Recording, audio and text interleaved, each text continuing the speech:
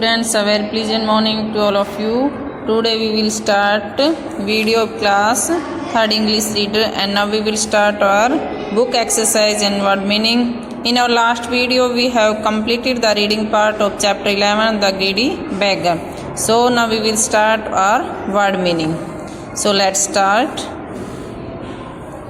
Chapter 11, the greedy beggar. Word meaning: dropped, gave, दिया या फिर डालना. Got up, stood up, खड़ा हुआ. Cruel, unkind, निर्दयी. Vanished, disappeared, अदृश्य होना. Pale, yellow, पीला. Roamed, went here and there, घूमना फिरना यानी कि भटकना, ऐसे ही बिना काम के इधर उधर घूमना.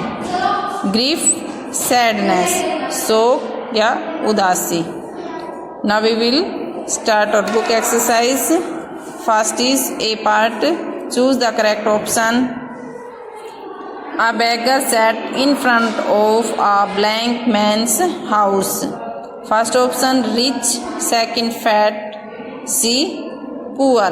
तो यहाँ हमारा जो राइट आंसर होगा वो रिच. क्या होगा? A option rich. और इसको ही हम यहाँ फिल भी करेंगे. किसके घर के सामने बैठा था जो भिखारी था? वो रिच मैन के घर के सामने. नोबडी ड्रॉप्ड अ सिंगल पैसा इन द बेगर्स बाउल. पेनी, पैसा, रुपीस. तो किसी ने भी उसके जो बाउल था, कटोरा था, उसके अंदर क्या नहीं डाला था? पैसा नहीं डाला था. तो यहाँ हम फिल करेंगे B option. Option number B, पैसा. Third, the rich man lost blank rupees 300, 10,000, 500. तो कितने लॉस्ट किए थे रिच मैन ने? अपने कितने रुपीस गुम हो गए थे उसके? तो 10,000. यहाँ हम फिल करेंगे 10,000. फोर्थ है गोडेस of blank appeared in front of the beggar. जो बेगर था, भिखार था, उसके सामने कौन प्रकट हुई थी? जो कौन थी? गोडेस ऑफ किसकी देवी? गोल्ड की. ठीक है, सी ऑप्शन हमारा हम यहाँ टिक करेंगे सी ऑप्शन को, और यहाँ पर भी फिल करेंगे. बी पार्ट है हमारा fill in the blanks with the correct word from the brackets. ये हमारी ब्रैकेट्स के अंदर 2 वर्ड्स दिए गए हैं बेटा, गिवन है, और इनमें से 1 वर्ड है जो राइट है. तो यहाँ हम फिल करेंगे वही. First, the rich man blank at the beggar. तो रिच मैन क्या स्माइल किया था या साउटेड? तो उसने रिच मैन ने उसके ऊपर साउटेड किया था, चिल्लाया था वो बेगर के ऊपर. Second, the beggar filled his bowl with blank coins. जो भिखारी था उसने सिल्वर या गोल्ड के कॉइन से अपना बाउल फिल कर लिया था. तो क्या आएगा? गोल्ड कॉइन से. Third, the goddess of gold blank the beggar to fill his bowl with gold coins. जो गोडेस ऑफ गोल्ड थी, धन की देवी थी, उसने कौन से? बेगर को टू फिल हिज बाउल क्या किया था? अलाउड किया था. अपना जो बाउल है वो गोल्ड कॉइन से भरने के लिए अलाउ कर दिया था उसने. The rich kind lady was a गोडेस. जो रिच काइंड लेडी थी, जो लेडी थी काइंड, वो क्या थी? गोडेस थी. क्या थी? गोडेस थी. ठीक है. The beggar was a blank fellow. जो बेगर था वो किसका साथी था? ग्रीडी, लालची था वो. जो लालची लोग होते हैं उनका वो साथी था. यहाँ पर टिक भी करने हैं बेटा सभी को, और यहाँ पर फिल भी करना है. सी पार्ट है हमारा right T for true and F for false statements. तो the rich man rebuked the beggar. तो जो रिच मैन था उसने भिखारी को क्या रिब्यूक किया था? फटकार लगाई थी. तो ये हमारा क्या होगा? ट्रू. हाँ, उसने उसको रिब्यूक किया था. Second, the beggar was not greedy. जो भिखारी था वो लालची नहीं था. तो ये हमारा क्या होगा? फॉल्स होगा, क्योंकि वो तो ग्रीडी था. Third, the beggar filled his bowl with gold coins. जो भिखारी था उसने अपना जो बाउल था वो गोल्ड कॉइन से फिल किया था. ये हमारा ट्रू होगा.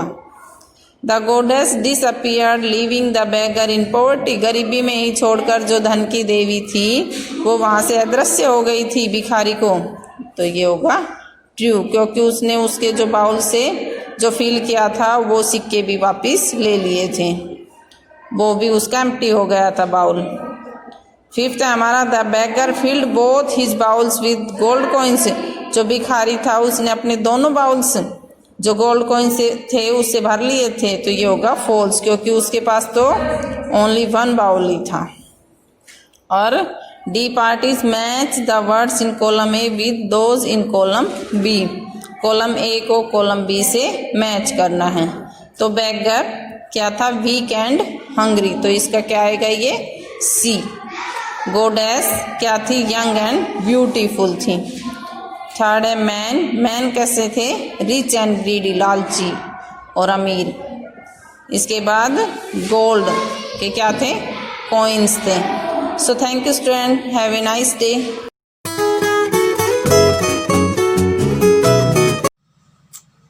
गुड मॉर्निंग स्टूडेंट्स, मैं मुकेश मैडम, आपकी हिंदी अध्यापिका MLP इंटरनेशनल स्कूल राजपुरा से। बच्चों, आज कक्षा तीसरी में हम करेंगे हिंदी ग्रामर का पाठ 9, क्रिया। क्रिया का अर्थ है काम या कार्य।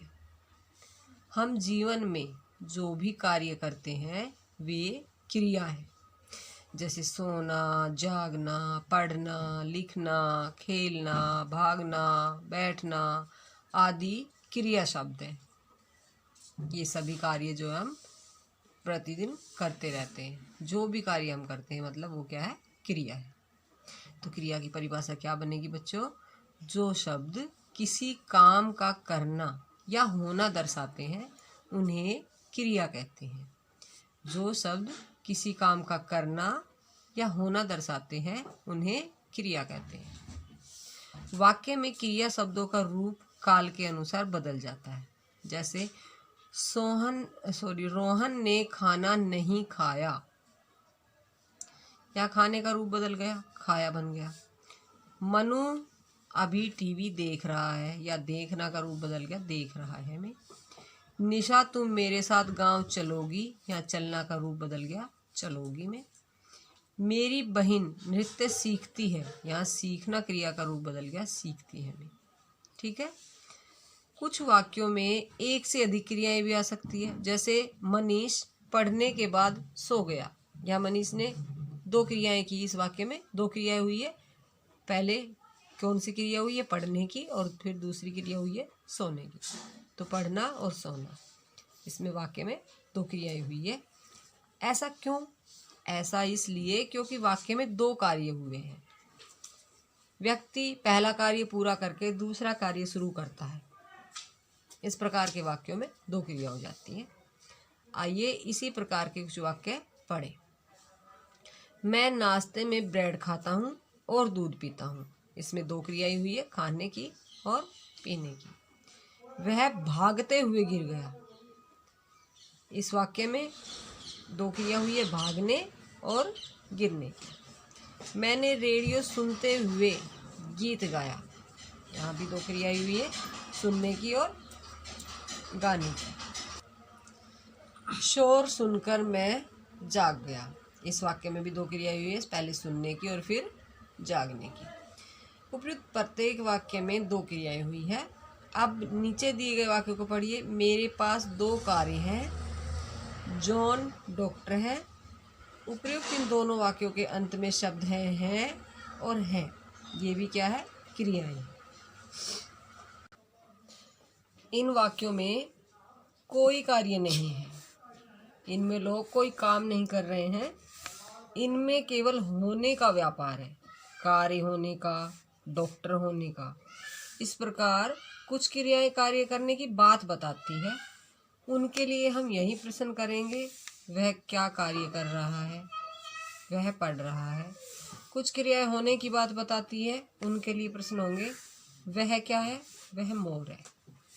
वह कहाँ है, वह आगरा में है। वह कैसा है, वह स्वस्थ है। तो क्या बताया मैंने, कुछ क्रियाएं कार्य करने की बात बताती है और कुछ क्रियाएं कार्य होने की बात बताती है। क्रिया के भेद। दिए गए चित्रों को देखिए और नीचे लिखे गए वाक्यों को पढ़िए। राहुल हंस रहा है, वैभव पुस्तक पढ़ रहा है। पहले चित्र में एक लड़का राहुल हंस रहा है, क्या उसके पास कोई वस्तु है? नहीं है। दूसरे चित्र में एक लड़का वैभव पुस्तक पढ़ रहा है, क्या उसके पास कोई वस्तु है? हाँ, उसके पास एक पुस्तक है, वह पुस्तक पढ़ रहा है। वाक्यों में दो तरह की क्रियाएं आती है। उपर्युक्त वाक्य में वैभव पुस्तक पढ़ रहा है में वैभव काम करने वाला है। काम करने वाले को कर्ता कहते हैं। कर्ता जो काम करते हैं उसे कर्म कहते हैं। वैभव करता है और पुस्तक कर्म है, और पढ़ क्रिया का संबंध पुस्तक शब्द से है। ठीक है, अतः स्पष्ट है कि क्रिया दो प्रकार के होते हैं। पहली सकर्मक क्रिया होती है। जिन क्रियाओं का कर्म होता है उन्हें सकर्मक क्रिया कहते हैं। जैसे सुरभि पत्र लिख रही है, माँ खाना पका रही है, गौरव फुटबॉल खेल रहा है, दादी जी गीता पढ़ रही है। सकर्मक क्रिया में क्या द्वारा प्रश्न करने पर उत्तर मिलता है। जैसे सुरभि क्या लिख रही है? पत्र। माँ क्या पका रही है? खाना। गौरव क्या खेल रहा है? फुटबॉल। दादी जी क्या पढ़ रही है? गीता। तो इस तरह की जो क्रियाएं होती है वो सकर्मक क्रियाएं होती है। और अकर्मक क्रिया, जिन क्रियाओं के साथ कर्म न हो उन्हें अकर्मक क्रिया कहते हैं। जैसे बालक रो रहा है, लता पढ़ रही है, सलीम सो रहा है, पिताजी जा रहे हैं। अकर्मक क्रिया में क्या द्वारा प्रश्न करने पर कोई उत्तर नहीं मिलता। जैसे बालक क्या रो रहा है, कोई आंसर नहीं मिलेगा। लता क्या पढ़ रही है, सलीम क्या सो रहा है। तो इस तरह की जो क्रियाएं होती है वो अकर्मक क्रियाएं होती है। तो बच्चों ये पाठ मैंने आपको पढ़ाया कि क्रिया क्या होती है, उसके कितने भेद होते हैं, आपके ये समझ में आ गया होगा। अभी हम इसका एक प्रश्न करेंगे।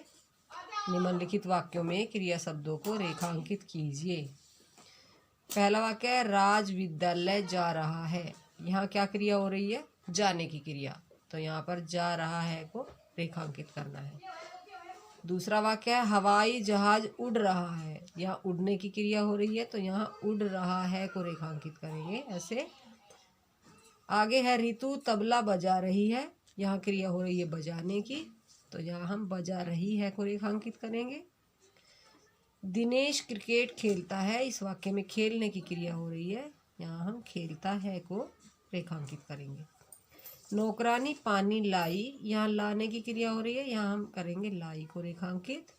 कुली ने अटैची गिरा दी, यहाँ गिराने की क्रिया हो रही है, यहाँ गिरा दी को रेखांकित करेंगे। तो बच्चों ये पाठ आपने पढ़ा और ये प्रश्न आपने किया। आप सभी को ये प्रश्न अपनी नोटबुक में सुंदर राइटिंग में लिखना है और याद करना है। तो बच्चों कल फिर मिलते हैं, तब तक के लिए धन्यवाद।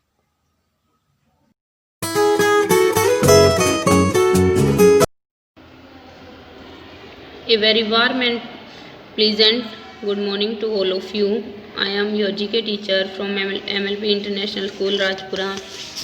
Today we discuss our chapter number 29, computer quiz. आज हम कंप्यूटर के बारे में, कंप्यूटर वर्ल्ड के बारे में कुछ डिस्कस करेंगे। Given below are the words which are related to columns. हमारे पास कुछ कंप्यूटर वर्ल्ड से रिलेटेड कुछ वर्ड्स गिवन हैं। You have to put them in the correct columns. हमारे पास इस कॉलम में, इस चैप्टर में कुछ कॉलम्स गिवन है, column A, column B and column C. हमें उन वर्ड्स को उन कॉलम में अरेंज करना है कि वो कौन से कॉलम में लिखे जाएंगे। Let's see the words.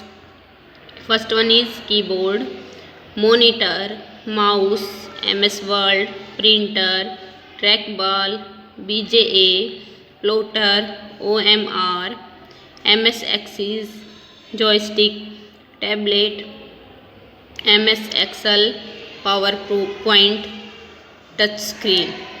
ये जो हमारे वर्ड्स हैं ये कंप्यूटर वर्ड से रिलेट करते हैं। हमें उनको कॉलम के अकॉर्डिंग राइट करना है। So let's see our columns. Column A, software. जो हमारा कॉलम है वो किससे रिलेट करता है? सॉफ्टवेयर। हमें बताना है कि इन वर्ड में से, जो वर्ड्स गिवन है इनमें से सॉफ्टवेयर कौन सा है। Then column B, input. Input device जो है वो हमें कॉलम बी में राइट करनी है। Third one is output. Output device है वो हमें कॉलम सी में राइट करनी है। नाउ जो हमारे कॉलम ए सॉफ्टवेयर कॉलम से रिलेट करते हैं वो वर्ड्स हम देखेंगे, राइट करेंगे। MS वर्ड, MS आपको कैपिटल लिखना है, WORD word, MS word. MS access, MS capital write करना है, ACCESS access, MS access. Then MS excel, MS EXCEL excel, MS Excel.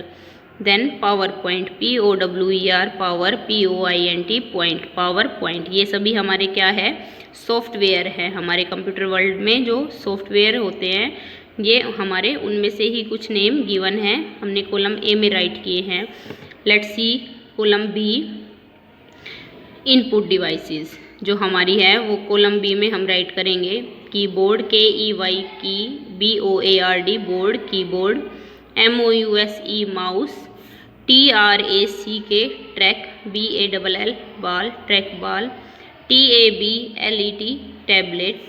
TOUCH touch, SCREEN touch screen.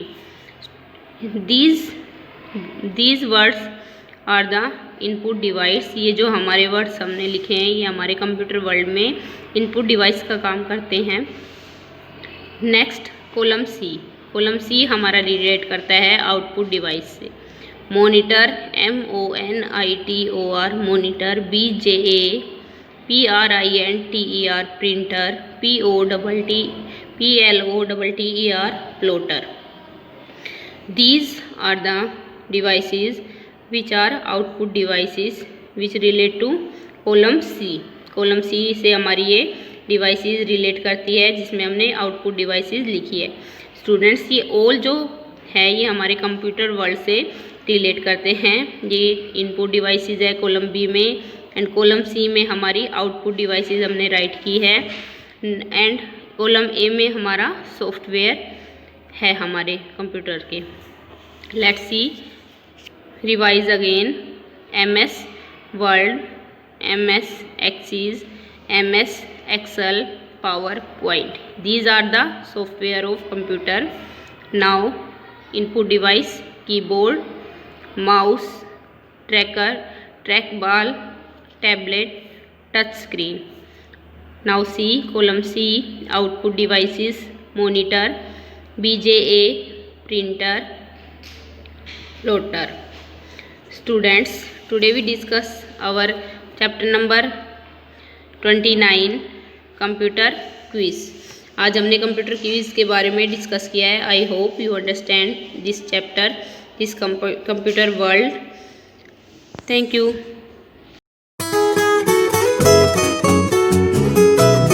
Good morning students. Today I will start your SST class online. Dear students, for class 3rd, today's our topic is chapter number 5, physical features of India.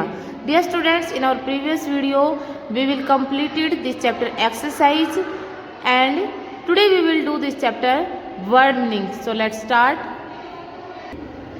In our chapter number 5, our first word is physical.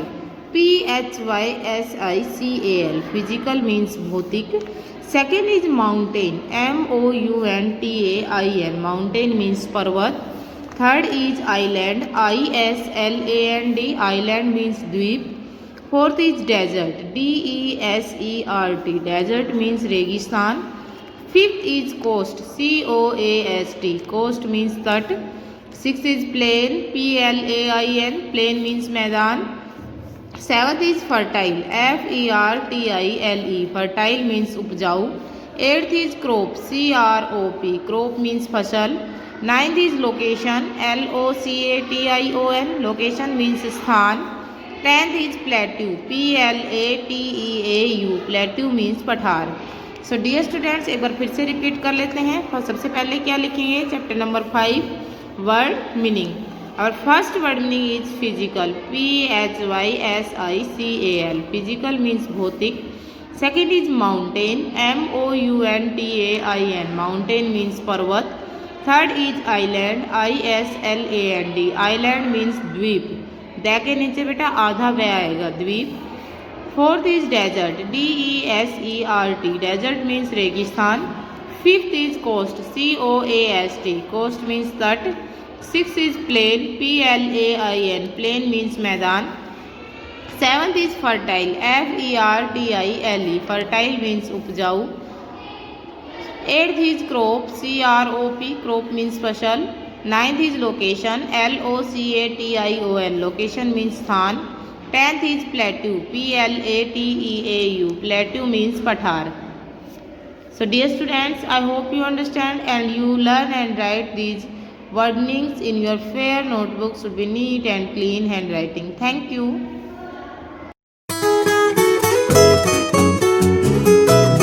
Good morning, all of you. I am Manisha ma'am, your math teacher from MLP International School, Rajpura. Let me start our math online classes for class 3rd. My dear student, in previous class we complete our exercise 8.3. Today we will start our exercise 8.4. So let's start. Question number first. Add the following. Student, question number first में हमें क्या करना है? सभी questions में add करना है। Now part B में हमें गिवन है 29 रुपीज़ 40 पैसे प्लस 16 रुपीज़ 26 पैसे। Now start addition. 0 में 6 को प्लस किया 6, 4 में 2 को प्लस किया 6, 9 में 6 को प्लस किया 15, 5, 1 कैरी आपको बुक्स के अंदर राइट करनी है। 2 + 1 3 + 1 कैरी 4। सो स्टूडेंट्स 29 रुपीज़ 40 पैसे प्लस 16 रुपीज़ 26 पैसे इज इक्वल टू 45 रुपीज़ 66 पैसे। I think you understand. Now we do next part. Part H में हमें गिवन है 11 रुपीज़ 68 पैसे प्लस 56 रुपीज़ 42 पैसे। Now we add 8 + 2 10, 0, 1 carry, 6 + 4 10 + 1 carry 11, again 1 carry, 1 + 6 7 + 1 carry 8, 1 + 5 6. So students, our answer is 68 rupees 10 paise. I think you understand. Now we do next part. Part K. Part K में हमें given है 33 rupees 24 पैसे, 29 rupees 68 पैसे, 12 rupees 50 पैसे। Students, इसमें हमें 3 numbers given है, उनको हमें ऐड करना है। So let's start. 4 में 8 को प्लस किया 12, 12 में 0 को प्लस किया 12, 2, 1 कैरी, 2 में 6 को प्लस किया 8, 8 में 5 को प्लस किया 13, 13 + 1 कैरी 14, 4, अगेन 1 कैरी, 3 में 9 को प्लस किया 12, 12 में 2 को प्लस किया 14 + 1 कैरी 15, 5, अगेन 1 कैरी, 3 में 2 को प्लस किया 5, 5 में 1 को प्लस किया 6, 6 + 1 carry 7. So student, our answer is 75 rupees 42 paise. I think you understand. Now we do next part, part N. Part N में हमें गिवन है 145 रुपीज़ 43 पैसे प्लस 218 रुपीज़ 2 पैसे प्लस 461 रुपीज़ 73 पैसे। स्टूडेंट्स, इसमें हमें 3 नंबर्स गिवन है और इनमें 3 डिजिट्स है रुपीज़ के अंदर। Now we add. Student, addition का मेथड सेम रहेगा। 3 + 2 5, 5 में 3 को प्लस किया 8, 8, यहाँ कैरी नहीं है तो हमें कैरी राइट नहीं करनी है बॉक्स के अंदर। 4 + 0, स्टूडेंट्स किसी भी नंबर में 0 को प्लस करते तो आंसर क्या था? इटसेल्फ वही नंबर मीन्स 4, 4 + 0 4, 4 + 7 11, 11 1 यहाँ राइट कर देंगे, 1 कैरी इधर आएगी। 5 + 8 13, 13 + 1 14, 14 + 1 carry 15, 5, again 1 carry, 4 + 1 5, 5 + 6 11, 11 + 1 carry 12, 2, again 1 carry, 1 + 2 3, 3 + 4 7, 7 + 1 carry 8. So students, our answer is 825 rupees 18 paise. I think you understand. Now we do next part, part P. Part P में हमें given है 528 rupees 13 पैसे plus 214 rupees 65 पैसे plus 117 rupees 12 पैसे। Now we add 3 + 5 8, 8 + 2 10, 0, 1 carry.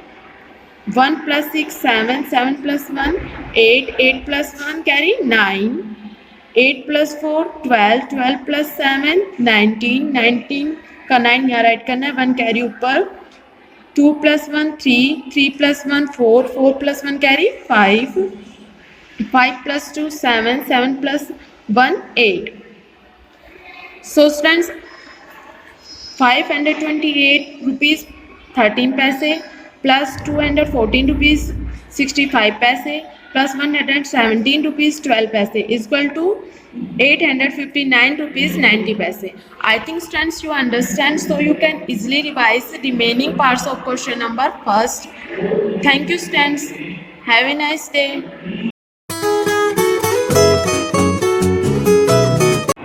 Good morning all of you, how are you all? Fine, okay. कल हमने अपने syllabus का पहला चैप्टर किया था बर्ड्स, ओके, चैप्टर नंबर 4। आज हम उसके आगे का सिलेबस कंटिन्यू करेंगे। Today's first topic is chisel like beak, okay. Chisel like beak कौन सी होती है?